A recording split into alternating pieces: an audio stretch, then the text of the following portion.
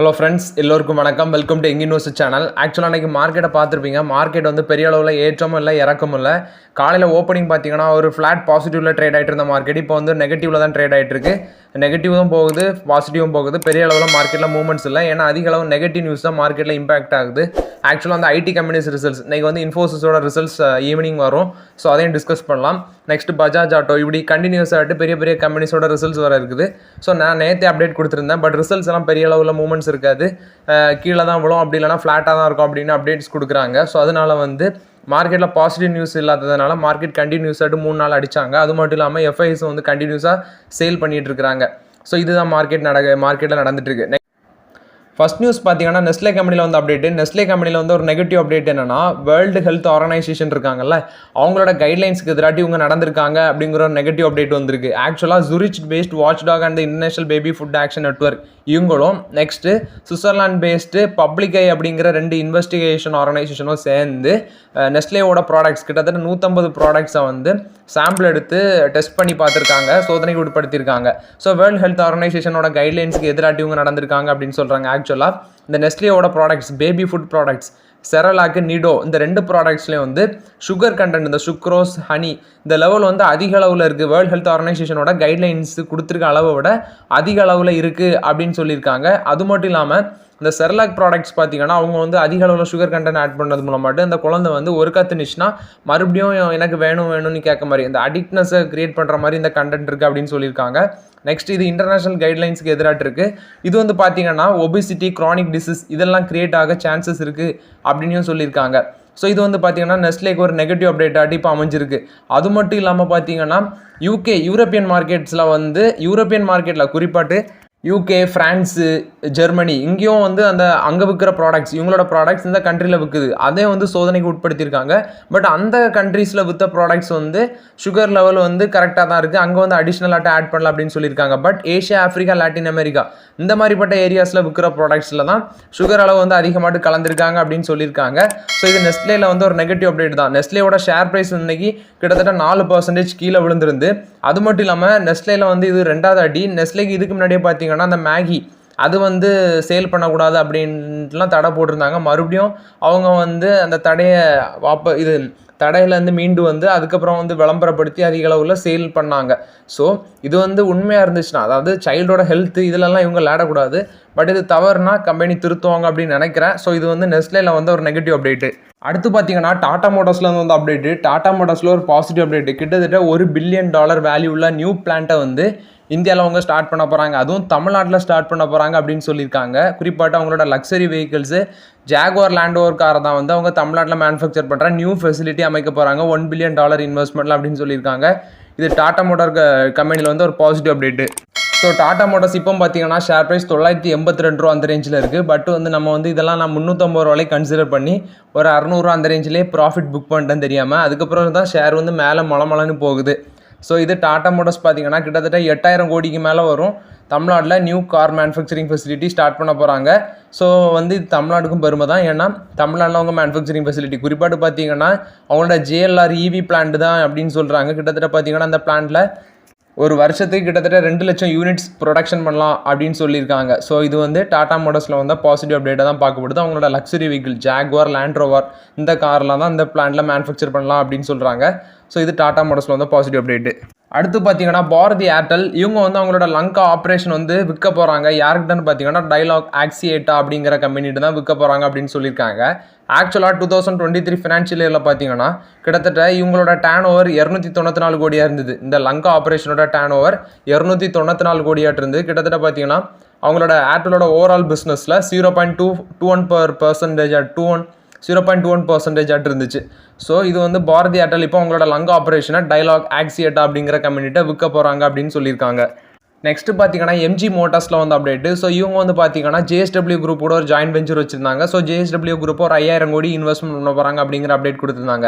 So இப்போ MG Motors என்ன சொல்லியிருக்காங்கன்னா அவங்க வந்து அவங்களோட நெட்வொர்க்கை எக்ஸ்பேண்ட் பண்ண போகிறாங்க. Tier 3, Tier 4 வந்து நெக்ஸ்ட் பேஸ் ஆஃப் க்ரோத்துக்கு போக போகிறாங்க அப்படின்னு சொல்லியிருக்காங்க. அது மட்டும் இல்லாமல் 2030க்குள்ள 1 million units of passenger electric vehicle வந்து சேல் பண்ணணும் அப்படிங்கிற ஒரு டார்கெட்டும் வச்சுருக்காங்க எம்ஜி மோட்டார்ஸு. ஆக்சுவலாக அது மட்டும் இல்லாமல் பார்த்தீங்கன்னா ஒரு 100 நியூ டச் பாயிண்ட்ஸு இந்த வருஷம் எண்டுக்குள்ளே அமைக்கணும் அப்படிங்கிற ஒரு அப்டேட்டும் கொடுத்துருக்காங்க. கிட்டத்தட்ட பார்த்தீங்கன்னா அவங்களோட டார்கெட்டே 520 சேல்ஸ் சர்வீஸ் டச் பாயிண்ட்ஸும் நெக்ஸ்ட்டு 270 சிட்டிஸில், அதாவது 270 சிட்டிஸில் இந்த நிதியாண்டு 24-25 கடைசிக்குள்ளால் 520 சேல்ஸ் சர்வீஸ் டச் பாயிண்ட்ஸும் இதை 270 சிட்டிஸில் அமைக்கணும் அப்படின்னு சொல்லியிருக்காங்க. ஸோ அவங்களோட ரோட் மேப் வந்து வெரி கிளியராக இருக்குது அப்படின்னு சொல்லியிருக்காங்க. அவங்க வந்து நெக்ஸ்ட் பேஸ் ஆஃப் க்ரோத்தை நோக்கி பயணிக்கிறாங்க. இது எம்ஜி மோட்டார்ஸை பொறுத்த வரைக்கும் அப்டேட்டு. நெக்ஸ்ட்டு பார்த்தீங்கன்னா நம்ம டாடா குழுமத்தில் வந்து அப்டேட்டு. டாடா குழுமம் பார்த்தீங்கன்னா ஃபேப் இந்தியாவில் ஸ்டேக்கை பை பண்ணுற பேச்சுவார்த்தையில் இருக்கிறாங்க. அது மட்டும் இல்லாமல் அவங்களோட அப்பேரல் எத்தனிக் அப்பேரல் பிஸ்னஸை வாங்குறதுக்கு பேச்சுவார்த்தையில் இருக்கிறாங்க அப்படின்னு சொல்லியிருக்காங்க. இது டாடா குரூப்பில் வந்து அப்டேட்டு. நெக்ஸ்ட்டு பார்த்தீங்கன்னா டாடா கன்சியூமர் ப்ராடக்ட்ஸில் வந்து அப்டேட்டு. இவங்க வந்து ஆர்கானிக் இந்தியாவில் 100% ஆஃப் த ஸ்டேக்கை அக்யூர் பண்ணுறாங்க. அதுக்கு போர்டும் அப்ரூவல் கொடுத்துருக்காங்க. ஃபேப் இந்தியா கிட்ட இருந்து தான் இதை அக்யூர் பண்ணுறாங்க. கிட்டத்தட்ட 8.26 crore ஈக்விட்டி ஷேர் அப்படின்னு சொல்கிறாங்க. இது டாடா கன்சியூமர் ப்ராடக்ட்ஸில் வந்து அப்டேட்டு.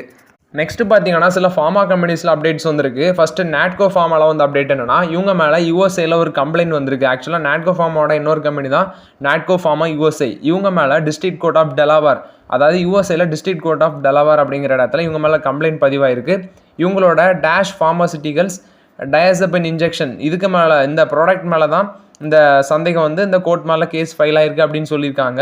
ஸோ இது நாட்கோ ஃபார்மாவில் வந்து அப்டேட்டு. இது வந்து அவங்களோட ஒன் ஆஃப் த ப்ரீஃபில்டு ஸ்ட்ரிஞ்ச் அப்படின்னு சொல்கிறாங்க. ஸோ இதுக்கு மேலே தான் கேஸ் ஃபைல் ஆயிருக்கு, யூஎஸ்ஏ கோர்ட்டில் வந்து ஃபைல் ஆயிருக்கு அப்படின்னு சொல்லியிருக்காங்க. நெக்ஸ்ட்டு பார்த்தீங்கன்னா ஜூப்ளியன் ஃபார்மாவில் வந்து அப்டேட்டு. ஜூப்ளியன் ஃபார்மாவில் வந்து அப்டேட் என்னன்னா, இவங்களோட யூஎஸ்எஃப்டிஏ வந்து இவங்களோட பிளான்ட், அதாவது ரூர்க்கி ஃபெசிலிட்டியில் வந்து ஆய்வு நடத்தியிருந்தாங்க ஜனவரி 25 to February 2 வரைக்கும். ஸோ அந்த ஆடிட்டில் பார்த்தீங்கன்னா வாலண்டரி ஆக்ஷன் இண்டிகேட்டட் அப்படிங்கிறத கொடுத்துருக்காங்க. அது மட்டும் இல்லாமல் இவங்களோட ப்ராடக்ட்ஸுக்கும் வந்து இவங்க அப்ரூவல் கொடுத்துருக்காங்க அப்படின்னு சொல்லியிருக்காங்க. இது வந்து ஜூப்ளியன் ஃபார்மாவில் வந்து அப்டேட். பெருமாள் ஃபார்மாவில் வந்து அப்டேட்டு. ஸோ யூஎஸ்எஃப்டிஏ வந்து பார்த்தீங்கன்னா அவங்களோட ரிவர்வியூ மேனுஃபேக்சரிங் ஃபெசிலிட்டியில் வந்து ஆய்வு நடத்தியிருக்காங்க. ஸோ வந்து எஸ்டாப்ளிஷ்மெண்ட் இன்ஸ்பெக்ஷன் ரிப்போர்ட் கொடுத்துட்டு போயிருக்காங்க. ஸோ சக்ஸஸ்ஃபுல்லாகிட்டு கம்ப்ளீட் ஆயிருக்கு அப்படின்னு சொல்லியிருக்காங்க. எந்த வித பிரச்சனையும் இல்லை அப்படின்னு சொல்லியிருக்காங்க. இது வந்து பெருமாள் ஃபார்மாவில் வந்து அப்டேட்டு. மார்சன்ஸ் ஃபார்மாவில் வந்து அப்டேட்டு. இவங்களோட மேனுஃபேக்சரிங் ஃபெசிலிட்டியில் யூஎஸ்எஃப்டிஏ வந்து ஆய்வு நடத்தியிருக்காங்க கோவாவில். ஸோ கிட்டத்தட்ட 5 அப்சர்வேஷன் கொடுத்துருக்காங்க. ஏப்ரல் 9 17 வரைக்கும் நடந்த ஆய்வில் 5 அப்சர்வேஷன் கொடுத்துட்டு போயிருக்காங்க. ஸோ விரைவில் சரி செய்யப்படும் அப்படின்னு சொல்லி மார்சன் ஃபார்மா சொல்லியிருக்காங்க. நெக்ஸ்ட்டு பார்த்தீங்கன்னா சில்பா மெடிக்கரில் வந்து அப்டேட்டு. இவங்க வந்து பார்த்தீங்கன்னா அமினில் ஃபார்மா கூட ஒரு மார்க்கெட்டிங் பார்ட்னராட்டு வராங்க. எதுக்குன்னா ப்ரீமீட்ரிக்ஸ்ட் இன்ஜெக்ஷன் வந்து யூஎஸ் மார்க்கெட்டில் லான்ச் பண்ணியிருக்காங்க. இது வந்து லங் கேன்சருக்கு யூஸ் பண்ணுறது. இது சில்பா மெடிக்கரில் வந்து அப்டேட்டு. அடுத்து பார்த்தீங்கன்னா ஜேஎஸ்டபிள்யூ எனர்ஜியில் வந்து அப்டேட்டு. ஜேஎஸ்டபிள்யூ எனர்ஜியோட சப்சிடரி தான் இன் பாரத் எனர்ஜி உட்கல். இதில் வந்து பார்த்தீங்கன்னா Tamil Nadu generation and distributive corporation டான்ஜெட்கோக்கு எகென்ஸ்டாட் வந்து இவங்க வழக்கு தொடர்ந்துருக்காங்க. இந்த இன் பாரத் எனர்ஜி உட்கல் வந்து டான்ஜெட்கோக்கு எதிராட்டு வழக்கு தொடர்ந்துருக்காங்க.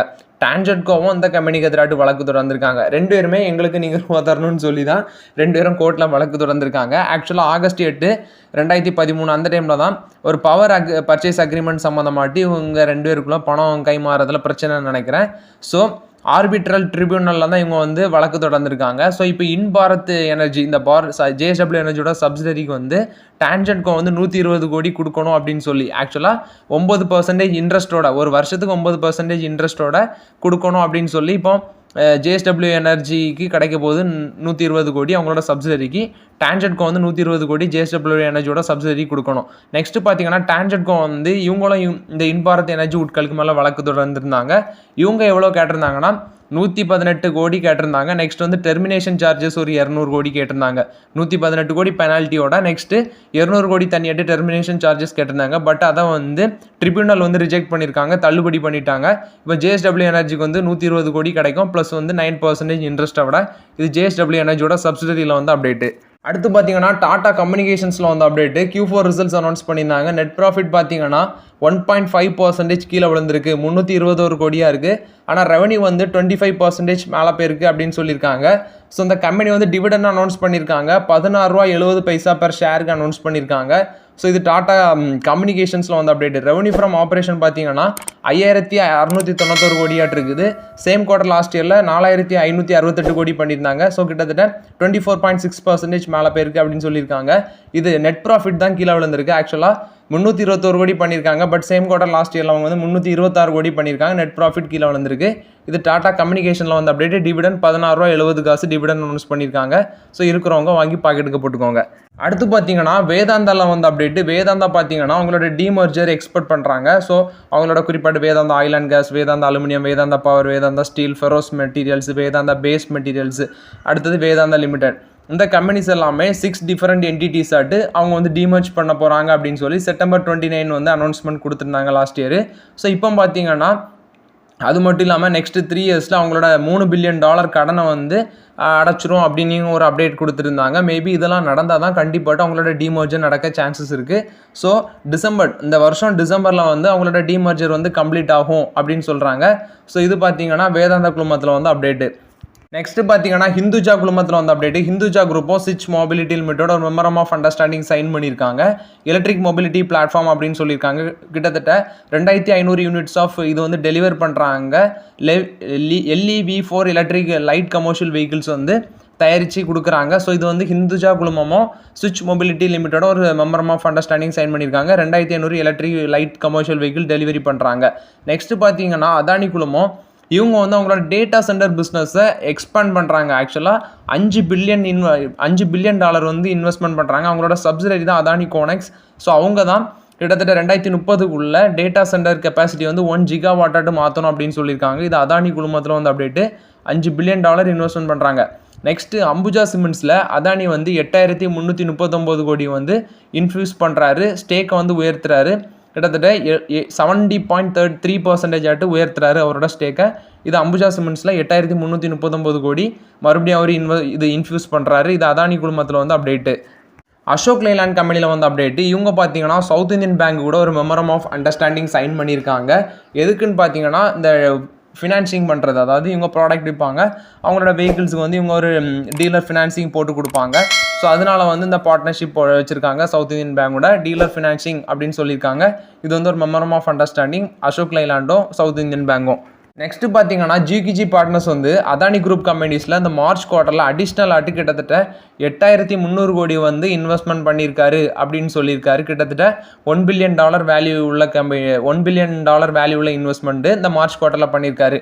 குறிப்பாக அதானி என்டர்பிரைசஸ், அதானி எனர்ஜி சொல்யூஷன்ஸ், அதானி கிரீன் எனர்ஜி, அதானி போர்ட்ஸ், அதானி பவர், அம்புஜா சிமெண்ட்ஸ் லிமிடெட் இதிலெல்லாம் அவரோட ஸ்டேக்கை இன்க்ரீஸ் பண்ணியிருக்காரு அப்படின்னு சொல்லியிருக்காங்க.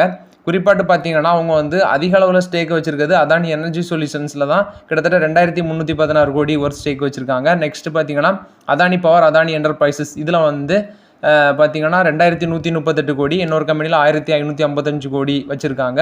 ஸோ இது பார்த்தீங்கன்னா GKG பார்ட்னர்ஸு அதானி குழுமத்தில் ஸ்டேக்கை இன்க்ரீஸ் பண்ணியிருக்காங்க. இது வந்து GKG பார்ட்னர்ஸ் அதானி குழுமத்தை பொறுத்த வரைக்கும் அப்டேட்டு. அடுத்து பார்த்தீங்கன்னா பவர் கிரிட்டில் வந்து அப்டேட்டு. பவர் கிரிட்டோட போர்டு பார்த்தீங்கன்னா இப்போ அப்ரூவல் கொடுத்துருக்காங்க. 12,000 கோடி வந்து பாண்ட் மூலமாட்டு ஃபண்ட் ரைஸ் பண்ணுறதுக்கு அவங்க வந்து பாண்டு இஷ்யூ பண்ணுறாங்க. 12,000 கோடி வந்து ஃபண்ட் ரைஸ் பண்ணுறதுக்கு அவங்களோட போர்டும் அப்ரூவல் கொடுத்துருக்காங்க. இது பவர் கிரிட்டில் வந்து அப்டேட்டு.